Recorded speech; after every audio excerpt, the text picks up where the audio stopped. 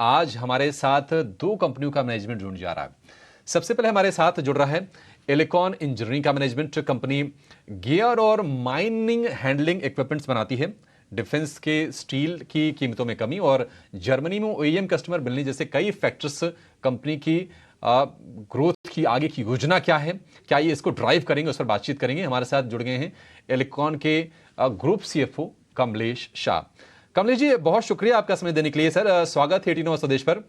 सबसे पहले आपसे ये जानना चाहेंगे कि आपने FY 2030 तक जो गाइडेंस दिया है 10,000 करोड़ रुपए के रेवेन्यू का, ये बताइए कि ग्रोथ के लिए ट्रिगर्स क्या होंगे और यहां से आप कौन से सेगमेंट्स हैं जिस पर आप फोकस बढ़ा रहे हैं?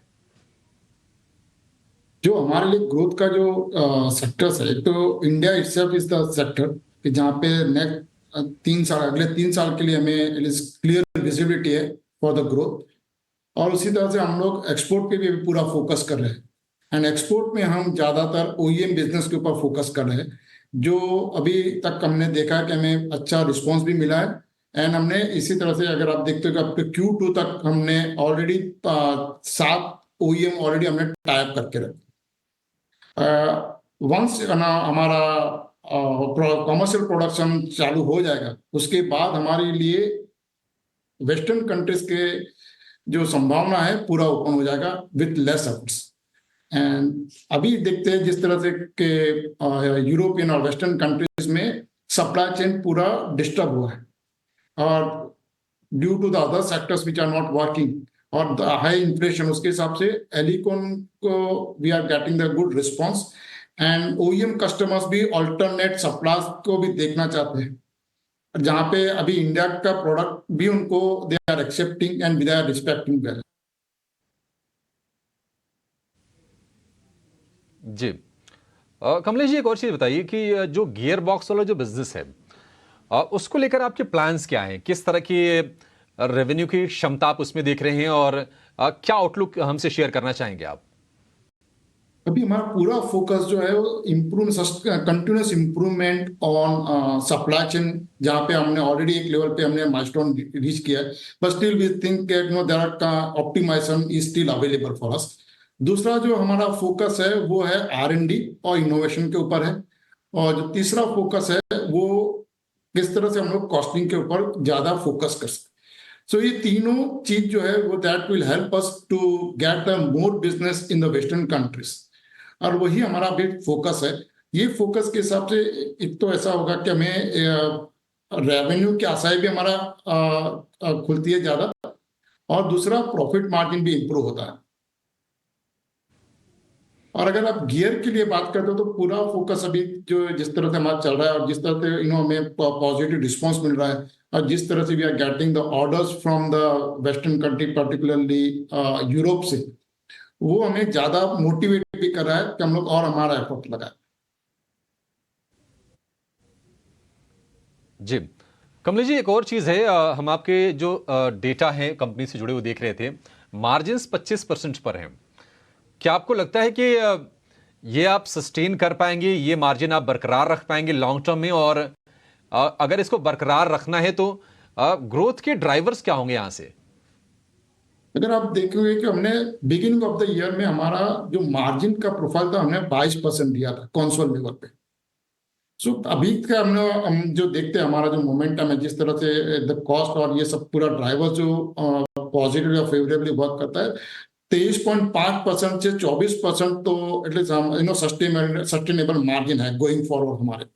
दूसरा जो एडिशनल मार्जिन अभी आप जो 25% देख रहे हैं, वो हमारा सम कॉस्ट सेविंग्स है, और कुछ जो कॉस्ट है that cost is not deferred.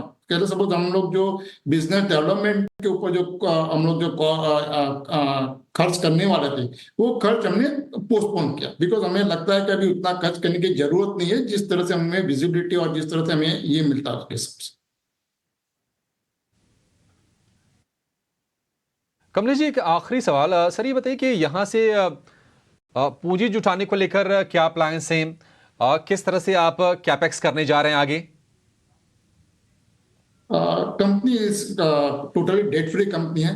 Instant company के पास अभी सरप्लस कैश भी जनरेट हो रहा है, एंड वो visibility is continuing for us तो ऐसा तो अभी कोई मुझे दिख नहीं रहा कि मुझे कोई पैसे की जरूरत पड़ेगी और उसके लिए मुझे कहीं प्राइवेट प्लेसमेंट ऐसा कुछ करने की जरूरत पड़े, ऐसा मुझे कुछ लग नहीं रहा। और जो कैपेक्स का प्लान है, तो हमने पहले बताया था, हमारा टोटल कैपेक्स का प्लान 300 करोड़ का कैपेक्स का प्लान है, जो हमने 3 फेज में डिवाइड किए, 100 करोड़ का। और उसमें से 100 करोड़ हमने ऑलरेडी स्टार्ट कर दिया। लास्ट ईयर ही हमने 30 करोड़ हमने स्पेंड किया था, दूसरा बैलेंस ये साल में हम लोग स्पेंड करें। और दूसरा ये हमारी जो मशीन्स है वो और इक्विपमेंट है वो सब सोफिस्टिकेटेड ऑटोमेटिक मशीन्स है, जिसका लीड टाइम भी 18 से 24 महीना है, जो यूरोप से आते हैं। तो उसके हिसाब से भी हमें इट इज जो कैपेक्स का जो पीओ जो हमें जो ऑर्डर प्लेस करना पड़ता है थोड़ा एडवांस में करना। और हमने जिस तरह से हमको रेवेन्यू का विजिबिलिटी दिख रहा है अभी, तो भी हम लोग दूसरा जो फेज 2 का जो उसके ऊपर भी हमने काम करना चालू कर दिया है। और हमें लगता है कि नेक्स्ट ईयर में at least we will just play will get the second phase of machines.